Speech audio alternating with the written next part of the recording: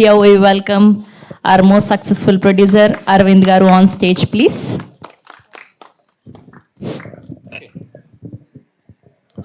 Media మిత్రులందరికీ నమస్కారం.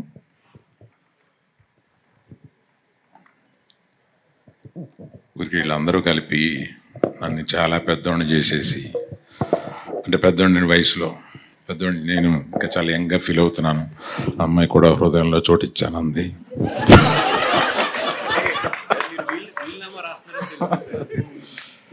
తర్వాత వీళ్ళు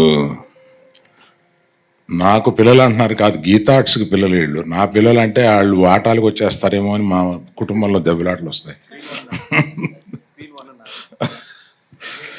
ఇప్పుడు త్రిబుల్ ఏ మీదే కదా ఈ చోటు, ఇక్కడ 4 థియేటర్ 5 థియేటర్లు ఉన్నాయి, మాకు కొన్ని పంచి ఇచ్చేయండి అంటున్నారు ఇప్పుడే, ఒక్కో థియేటర్ ఒక్కొక్కడికి. సో నా స్ట్రెంగ్త్ అంతా ఎప్పుడు నేను యంగ్స్టర్స్తో తిరుగుతూ ఉంటాను, వీళ్ళతో ఎక్కువ టైం గడుపుతూ ఉండడం వల్ల నేను స్క్రిప్ట్లో కానీ సినిమాల్లో కానీ డైరెక్టర్లతో మాట్లాడేటప్పుడు కానీ ఒక కాంపిటెన్స్ రావడానికి నా చుట్టూ ఉన్న ఈ యంగ్స్టర్స్ అందరూ కారణం. వాళ్ళందరితోటి ఎక్కువ గడపడంలో వాళ్ళు ఎంత లబ్ధి పొందారో తెలియదు, కానీ నేను చాలా లబ్ధి పొందాను. ఎప్పుడు ఆ యంగ్స్టర్స్లో తిరగడం వల్ల మనకు వచ్చే చాలా తెలియకుండా స్పాంజ్ లాగా నేను తీసుకుని స్క్రిప్ట్స్ తయారయ్యేటప్పుడు కానీ ఇంకెప్పుడైనా చాలా ఉపయోగపడుతూ ఉంటుంది. తర్వాత దర్శకుడి గురించి ఒకటి చెప్పాలి. ఇలా రావయ్య వాసు, ఒకసారి కథ వినండి సార్ అన్నాడు. ఈయన వచ్చాడు, రూమ్లో కూర్చున్నాడు. ఒక పావుగంట చెప్పిన తర్వాత ఇటు తిరిగి వచ్చి, నా వల్ల కట్టలేదు సార్, నేను వెళ్ళిపోతున్నాను. ఏమయ్యా ఏమైందా?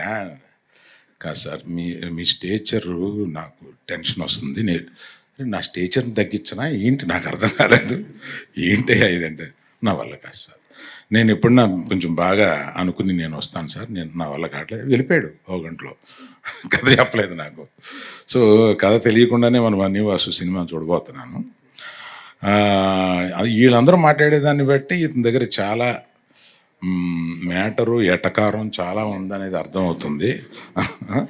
ఆ రోజు మీరు చాలా పెద్దవాళ్ళు, నాకు రావట్లేదని చెప్పింది కూడా నువ్వు ఎటకారం, అది నాకు డౌట్ వచ్చింది నాకు. కాదు కదా, ఎస్కేప్. దర్శి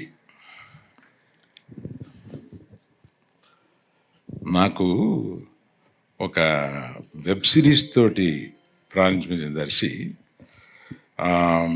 అప్పుడే అనిపించింది, he's going to be here for a very very long time, take it from me. He's that kind of a dedicated actor. అసలు మొన్న కోర్టులో ఎంత చెయ్యాలో ఎంత చేయకూడదో తెలిసిన మనిషి అనిపించింది నాకు. కోర్టులో కొన్ని క్లోజులు తీసుకొస్తుంటే ఆ రియాక్షన్స్ అక్కడ ఇంకా ఒక ఆర్టిస్ట్గా ఎక్కువ ఇవ్వాలనిపిస్తుంది, కానీ అలా తక్కువ ఇచ్చి అలా ఆపడంలో భలే యాక్టర్ అని అనిపించాం అనమాట నాకు. నిజంగా I wish you will come up. I wish కాదు, it's sure that you are going to come up very well and be here for a long long time. Niharika, my heart come. నాకు వాసు ఒక 5-6 ఫోటోలు తీసుకొచ్చి, ఏమంటే మేము కొత్తగా అనుకుంటున్నాం కదా, మీరు వినకుండా పారిపోయాడు మన డైరెక్టర్ ఆ సినిమాకి సంబంధించి, నేను ఈ అమ్మాయిల్లో ఎవరు బాగుంటారని 3-4 ఫోటోలు తీసుకొచ్చాడు. ఇట్లా ఈ అమ్మాయి వెరీ గుడ్ తీసుకో అన్న. అంటే ఏంటి ఏంటి మీకు తెలుసా అన్న. అబ్బో ఆవిడని ఇన్స్టాలో తెగ చూశానా అని చెప్పాను. కాదు, ఏం వాసన అడగండి. నిజం, ఒక ఫేక్ ఐడి తోటి ఫాలో అవుతా ఉంటాను ఇవన్నీ.